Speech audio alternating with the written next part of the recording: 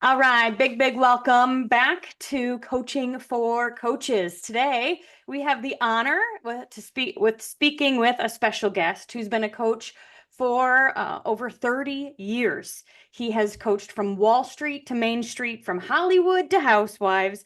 He's a transformational coach, a subconscious coach, and he's going to tell us a bit what this means. He does context coaching.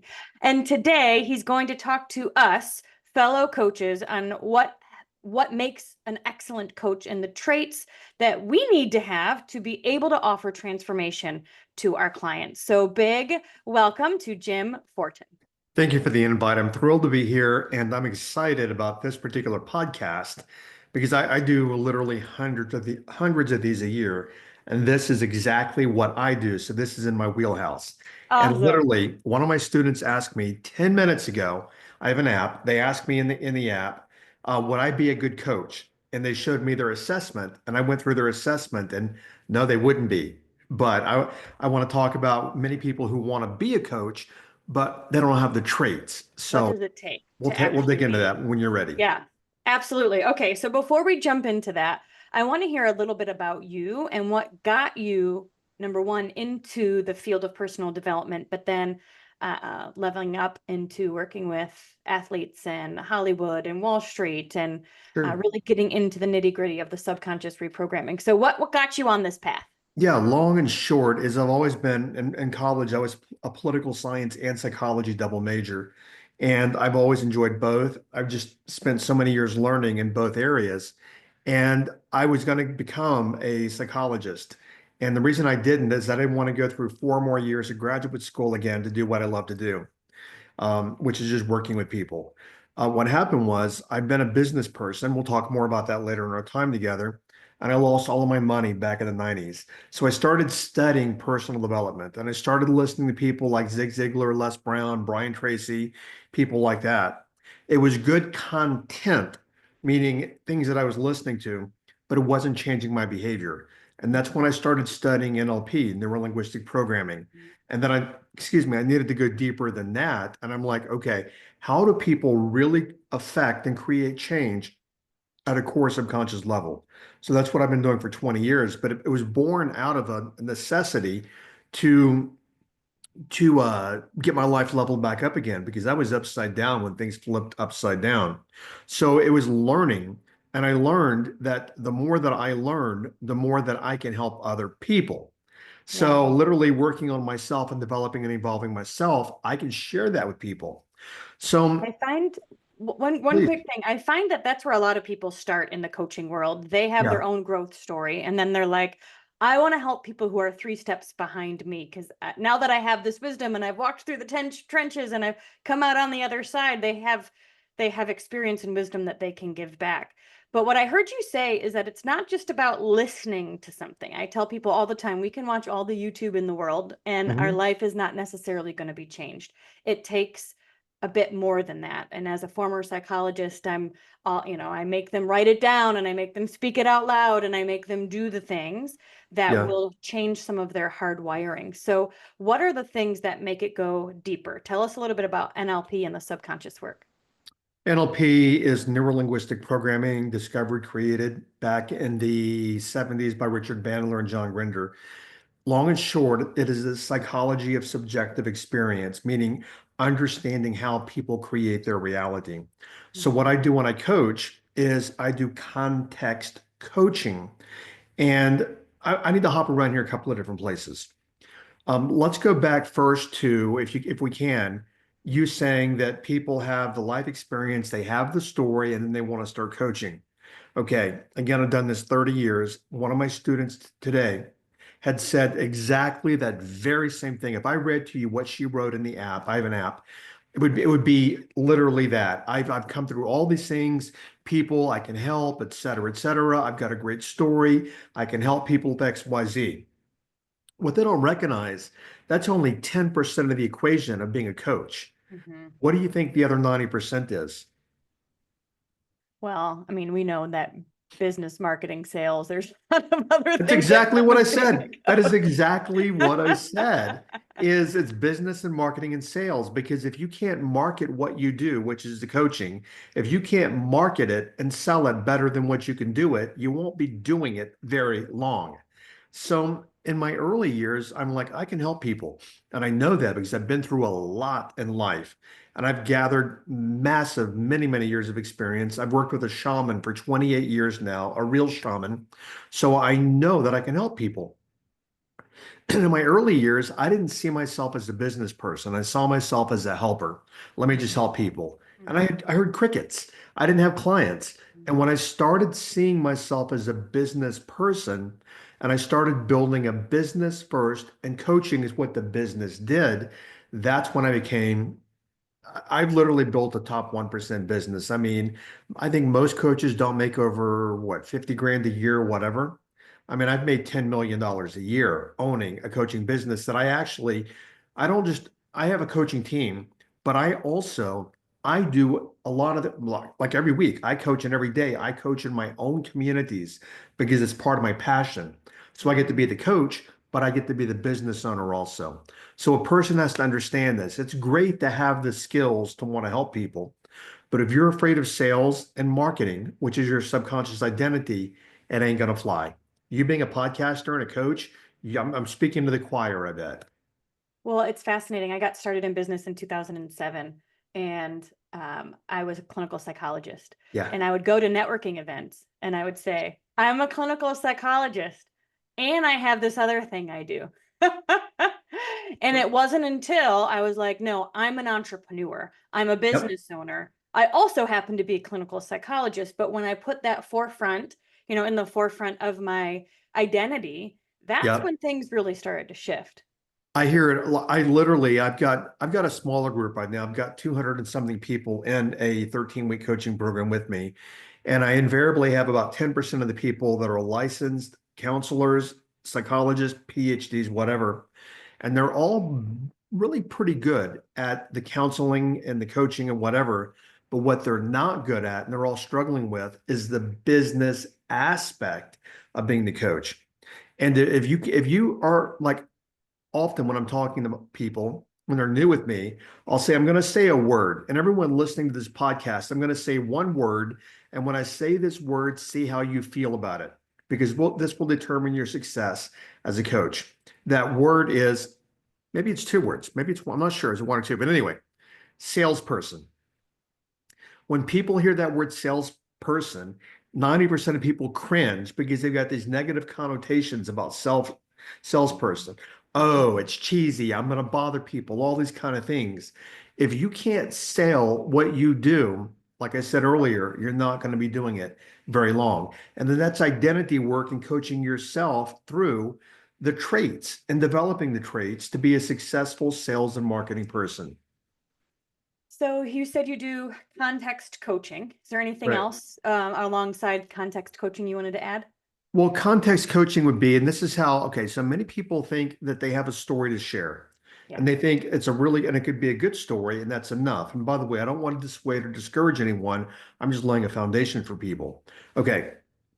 So many people have had like, near-death experiences, or they've been through three marriages and they're an expert on divorce or trauma or death or whatever, and they want to help people. They've got a big heart. But here's the thing, is when I talk about context, you can share information all day long. But Mhm. unless that person can assimilate that information into themselves subconsciously, that Mhm. information is of no value. Let me reach across my desk here. I wasn't expecting this, but I'll grab something here. It's not the right book. I've got tons, but this is the Tao Te Ching. Now, let's say this was like a self-help book, and it kind of is, but let's say it was that. Okay. I can read this all day long because mine used to be money. I grew up poor. And I could read this all day long and say, really good book, great information, great learning, but I can't apply it.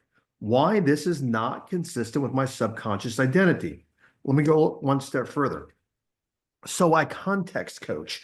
I've done this for so long that I understand people's subconscious identity by everything they say and what they do and their environments. You're a very touchy-feely, warm type of person. You like, personally, cozy environments. You like homey environments. So if I'm coaching you, and you love dogs, right? You love animals. You just saw your dog. So you're an animal lover. But I know that you're a touchy-feely type of person, a cozy person, a cocooning person. And I know this by your environment. So when I'm coaching you, I bring that into coaching because I have to understand you to know how to coach you. So I coach from the context, not the content.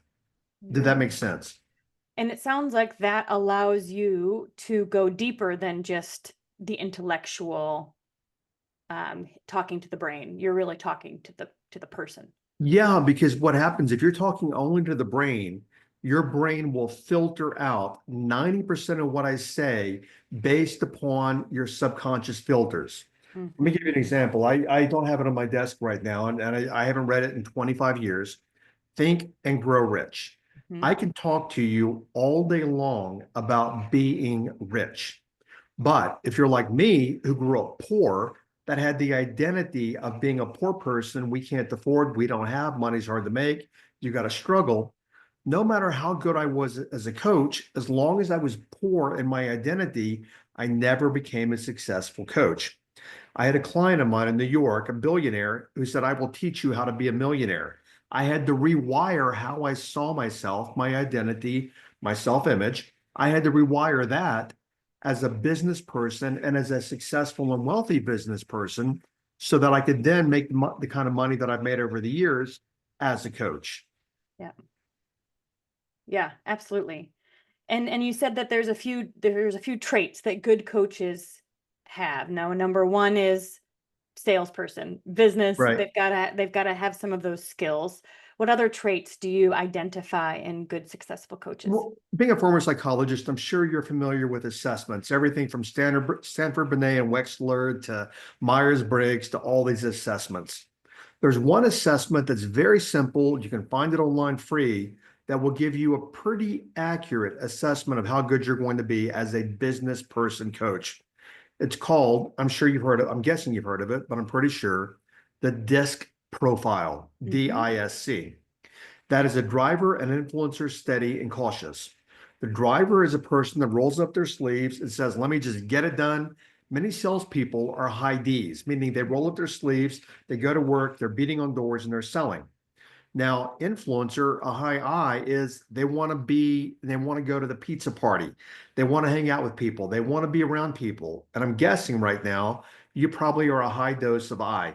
You just kind of have that, I could be wrong, but you have like a very likable vibe about you.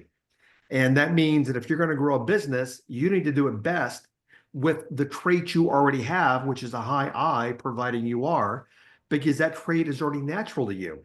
Right. S Right. and C are steady and cautious. Steady is step number one, number two, number three, number four, number five, and you can work a process.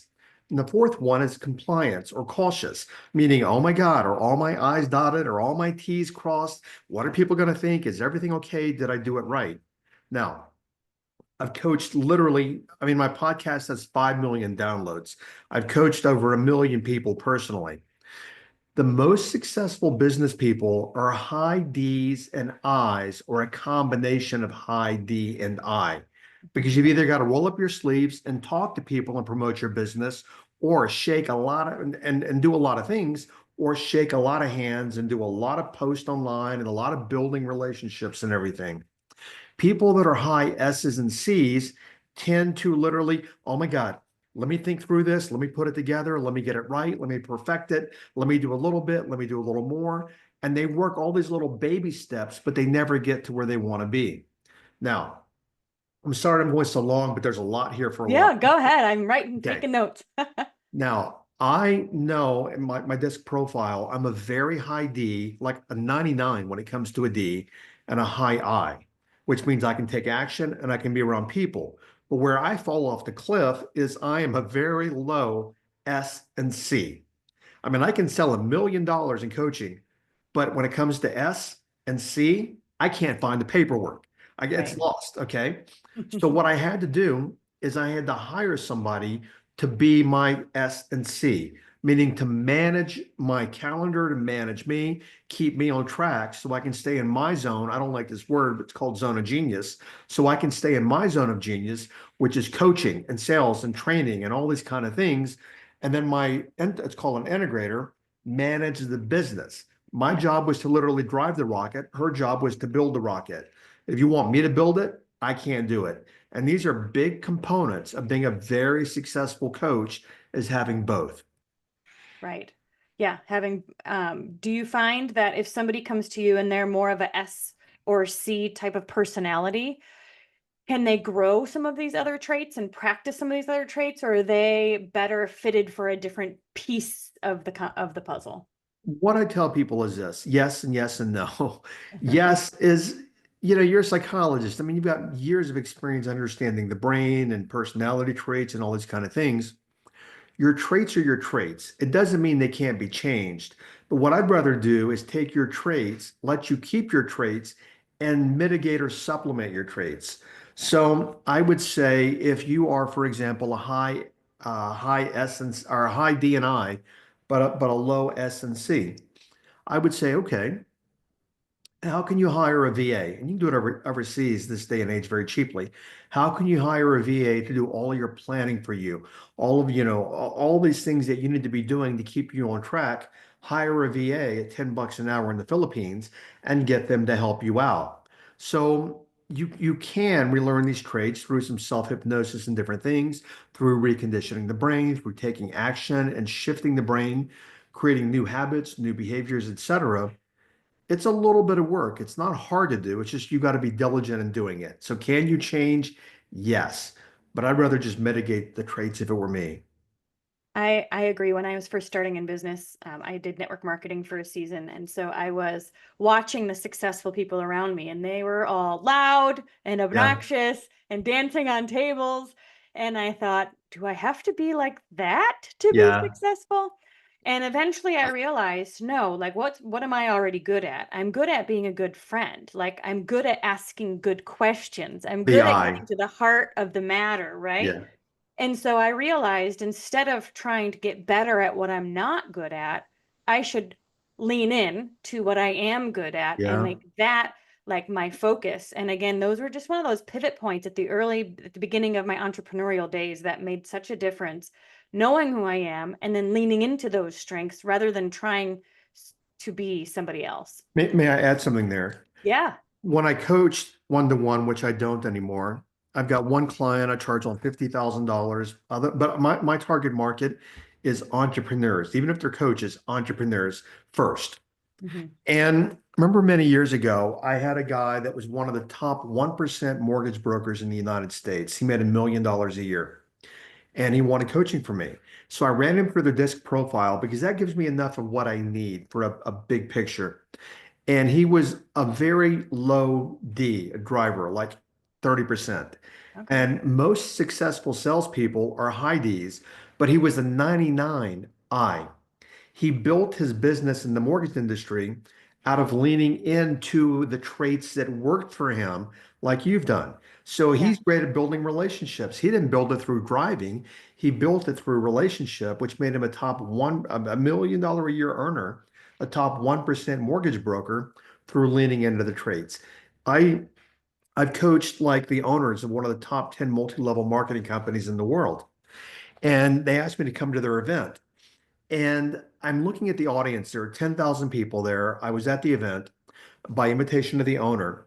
And people on stage are saying, you can do this. If you can do this, you can be a rich. Like all that, you know what I'm talking about, right? Oh yeah. I lived in that world. Yeah. And there are people sitting in chairs going, I want that. I want that. I want that. Well, they sell you on the dream, but what they don't help you with is what traits do you need to be successful because you're a business person? And Hmm. they skip that whole thing. And then people get into the industry, they don't make it because they don't have the traits and no one educates them. Then they create a belief that I suck at that. I'm not good at that. And then they shut down and they quit and they leave their dreams. Yeah, it's interesting well, and that's kind of self-sabotage too, right? When you say you want something, but yet you kind of resort back to what your inner state already believes, like, oh, that's not possible for me. And so Yeah. we can cast the dream, but if that identity doesn't shift and they don't start to build those new skills, then they'll snap back to what they deem normal. So what are some ways that people can break some bad habits or start to retrain at a subconscious level so it actually sticks? Let me interject one thing in there first, and we'll go there. Is something we haven't talked about yet is, and this is the biggest obstacle for most people, their own worth and value. Just Yeah. because you have a story and it's a great story doesn't mean you feel like you have the worth and the value to share that story. Now, let's go a little deeper. And this was something I've struggled with for many years ago. I don't mean to be crass or any of that, but I'm very wealthy this day and age.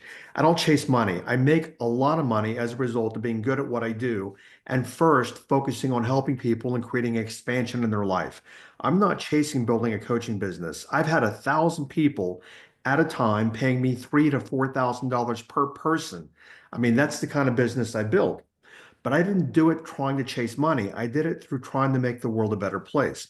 Now, where I'm going, and this is a big thing, if a person is afraid to ask for money, they're probably not going to be a very successful business, a coach in the business world or coaching people. Why? Because you've got to ask for money. You have to ask for the exchange. Hmm. Now, as a psychologist, you can ask for what is it, 250, 275, maybe 325 an hour. But as a coach, I don't work for less than several $1,000s per hour, whole different world. I have to have the confidence in my ability and know that I can deliver. So when I tell a person it's $50,000 to even work with me, I don't flinch. Why? Because I know I can deliver. But if somebody thinks 50,000 is a lot of money, they can't ask for it. So they're not going to, but most people don't start, no one starts there for the most part, you know? But if you, let's say, for example, I would say a decently skilled coach should be charging at least 500 bucks per hour minimum. That's just my thought. I could be wrong. If you think 500 bucks is a lot of money, then what are you going to telegraph subconsciously through your body language, your inflection, your voice tone? What are you going to telegraph to your prospect? Oh, it's 500 an hour and your voice is shaking. They're going to pick that up subconsciously and they're going to say it sounds good, but they're not going to do it because they don't trust you. We have to develop our prosperity consciousness. Now, back to the other question, you've been around the block. So what I've learned over the years, there are two schools of thought that are 100 years old when it comes to change. One is Freudian, the subconscious mind and thought. The other is B.F. Skinner, the behavioralist back in the 1930s, Skinnerian. So two ways to change. One is through thinking and subconscious. One is through behavior. I generally start people at the subconscious level first because we're thinking all day long. Even as people are listening to us, they're thinking all day long right now. We think that's what we do, and it's easy because we do it all day long. Now, if I'm not getting the results with the subconscious work and the subconscious reprogramming, AKA hypnosis, which I teach, if I'm not getting the results there, I'll back up and I'll go Skinnerian, behavioral. But here's the chicken before the egg is to do behavioral things to build a business, you have to leave your comfort zone. But most people won't leave their comfort zone because their comfort zone is their comfort zone. Comfort to leave your comfort zone is fear and anxiety. The brain is hardwired to move from fear and anxiety and pain back to pleasure, which is why we never leave the comfort zone. To finish this thought, until you leave your comfort zone, you will never leave your comfort zone. But the bigger point is you've got to retrain yourself, whether it's subconsciously or through taking action. You've got to retrain yourself that you can do it. And that's like thinking you can't do something, and then you do it, and you're like, oh, that's not so bad. I can do it now. Right. So it feels like a little bit of both at the same time, doing the hypnosis work, retraining your subconscious while you're taking new action. So then potentially it's easier to take that new action and you build your comfort zone. That's 100% it. In the 13-week program that I do, one of the weeks, each week has a theme. Uh-huh. Like a week is on interpretations, a week is on choice, a week's on self-integrity, a week's on commitment, etc. But in one of the weeks, I give them assignments and they can pick one of 10 that's going to knock them out of their comfort zone. And then what they have to do is come back to the room to report. And it can be anything from lying on the ground in public for 2 minutes. It can be walking into a jewelry store and trying to buy something that you can't afford, but having the courage to ask to even see it. It can be going to a high-end top of the line Porsche or Mercedes-Benz dealership and asking to test drive a car, even though you can't afford it yet. All I'm getting people to do is let's start getting you out of your comfort zone so you recognize it ain't gonna kill you once you get out of it. Mm. Yeah, it's not going to kill you. It might even be fun, and nobody Yeah. is going to throw tomatoes at you when you step outside your comfort zone and try something new. Well, that's exactly like lying down on the ground when I tell people to do that in public. See, because people have the two biggest fears that people have are abandonment and I've said this a bazillion times and it slipped my mind, is am I good enough? Yeah. So it's like, are people going to reject me or am I good enough? And then people get into the fear of judgment of other people. And when I tell people to lie down on the ground for 2 minutes at a very busy place, the fear they have is, oh my God, are people going to judge me? What are they going to think about me? And every person that's done this that I know of that I've coached to do it has been like, no one even noticed. I mean, people just walked by and some kind of looked over, but no one even noticed. And then I'll hear occasionally somebody will say, well, somebody looked at me and said, are you okay? But people don't notice. Yeah. And we're afraid to leave our comfort zone because of what other people are going to think. When the truth is, you know this, Denise, they're so busy with their own life, they ain't got time to worry about your life. Right. Right. Do you find that once people step outside their comfort zone and they have some sort of success, then they're more apt to do it again? 100%. A guy I haven't talked to in a lot of years, an old friend, but I've not seen in a decade. He was making millions per year as a hypnotist. And he said his favorite phrase was, you have to get comfortable being uncomfortable. And the way that I look at it is your comfort zone is nothing more than a mental construct that you created in your own mind. So, and it's also a matter of culture, it's a matter of generation. You know, this day and age, I'm just gonna throw it out there. There are so many young people making so much money on websites taking their clothes off. Now, for me, in my generation, that would have been a no-no. That's you just don't do that, okay? So, it's generational too as to what's acceptable in a particular generation. Mm-hmm. So what I look at though, what do I want? What does Jim want? What do I want?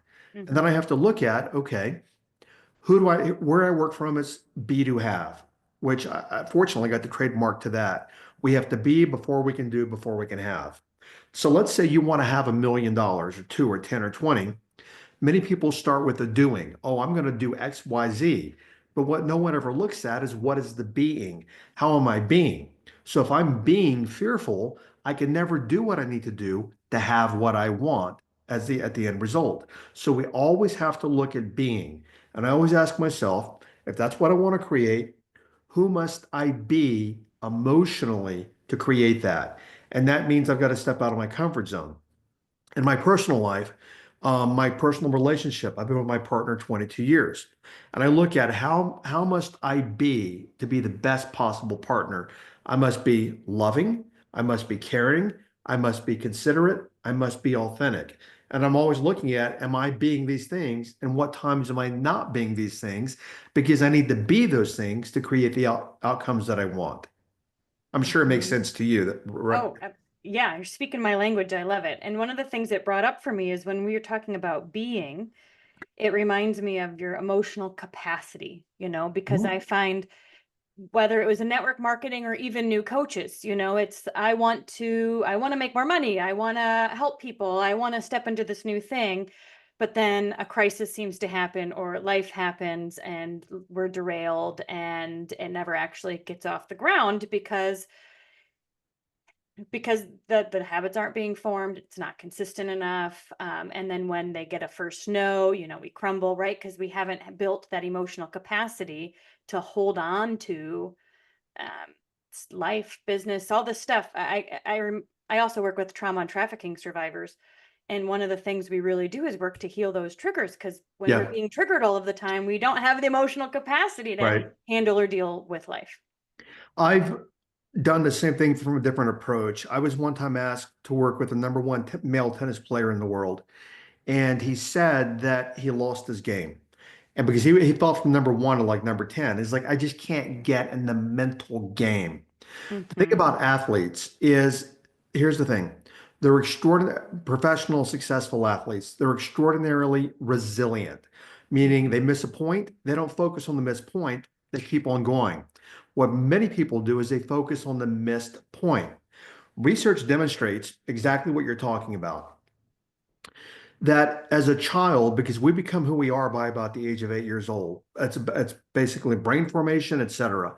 That's why Plato said, "Give me a child until the age of 8, and I will own him for a lifetime."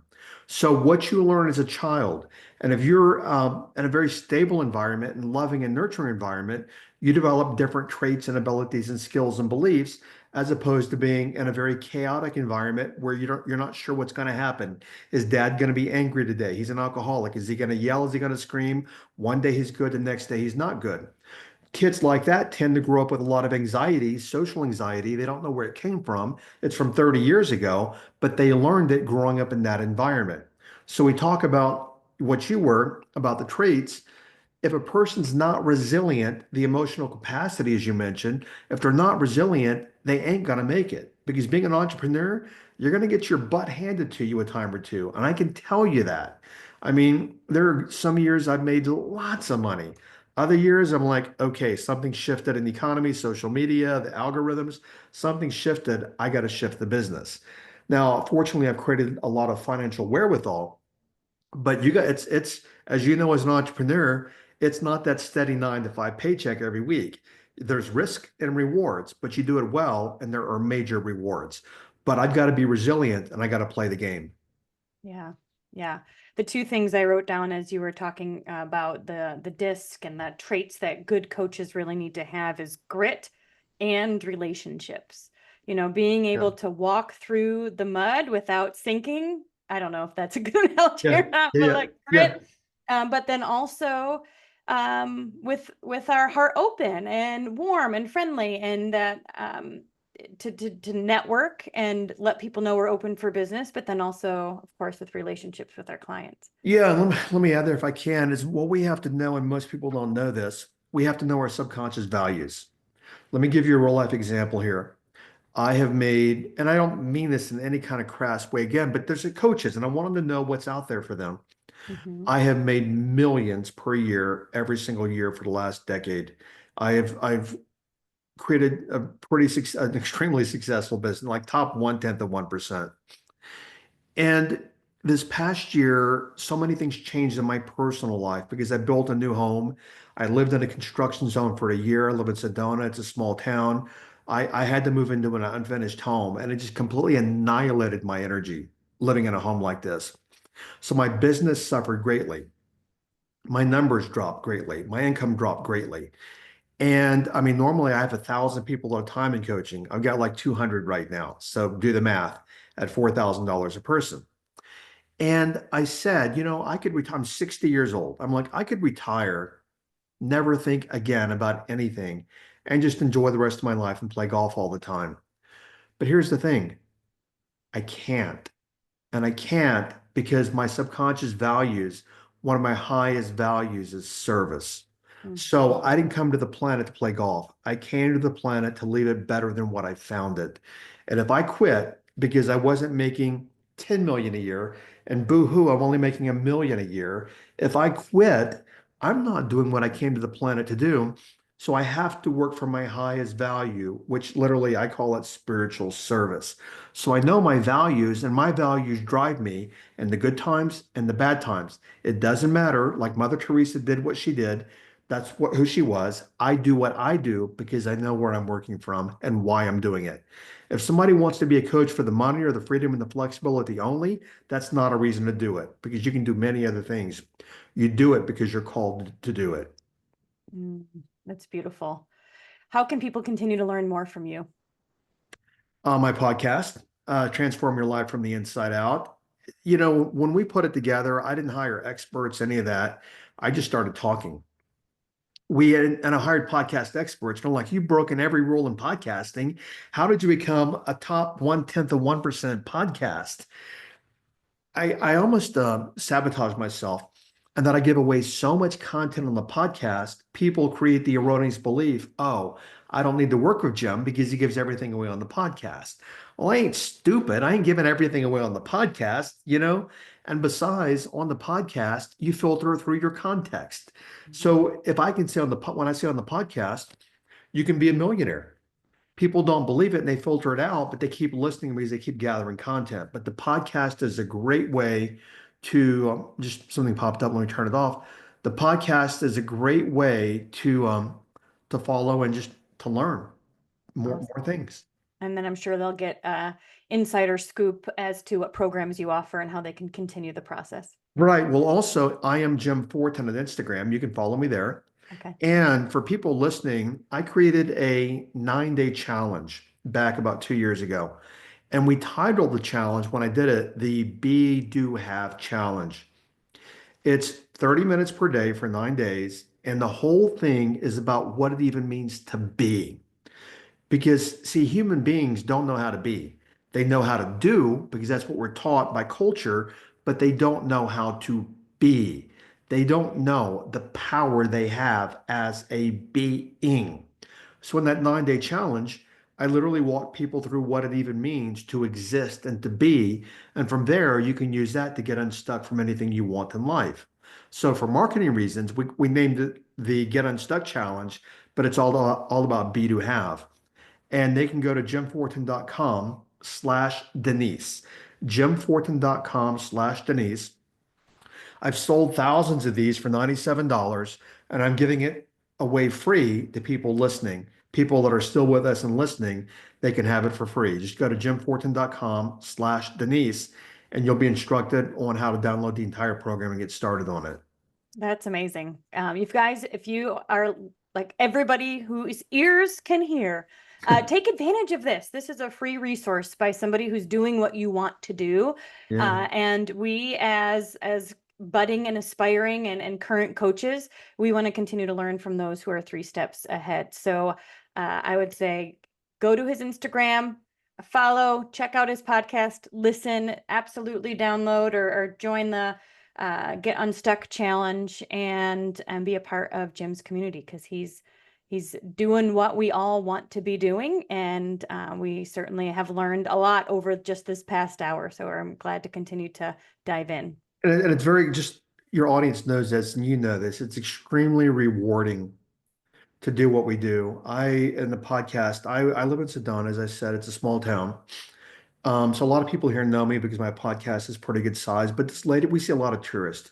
This lady walked up and goes, "Are you Jim Fortin?" And I said, "Yeah." And she started crying. I'm like, "Oh my God, I hope I didn't do anything." And she goes, "My husband passed, and one of your episodes on accepting death helped me manage that." And I've always remembered that story because we impact people in ways we don't even know when we come from the heart. And something I tell people at the end of every coaching call, so I'll share it here. We live in a very challenging world. It's not getting easier, it's getting more challenging and more uncertain and more chaos in the world. The world needs us to be stronger than what we've ever been. This is not a time to be lazy or relax or hibernate. The world needs people like you, like me, and people listening. The more that you and I grow and evolve and transform, the bigger impact we can make in the world for our kids, our families, and communities, and we all benefit. So let's grow our lives. Amen. Let's mic drop. That's a great way to end today. Thank you so much for your time, Jim, for your wisdom. We'll absolutely put all these details in the show notes, you guys, so you can check it out and be a part of Jim's community as well. So Thank you for listening, have guys. an amazing day, you guys, and we'll see you next time.